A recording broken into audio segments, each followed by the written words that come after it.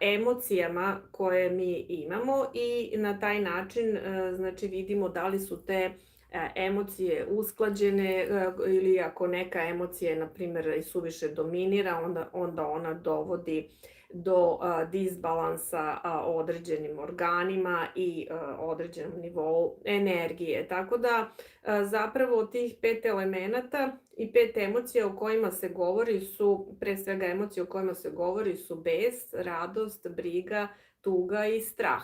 Sada mnogi će se pitati, pa dobro, ajde, bes već sami ili ljutnja, jel, je neka emocija koja nije poželjna i trudimo se da je izbegnemo, ili strah, ali zašto radost, na primjer? Pa upravo u tome vidimo da zapravo taj drugi princip u kineskoj medicini Jina i Janga, znači koji govori o toj ravnoteži, je izuzetno važan.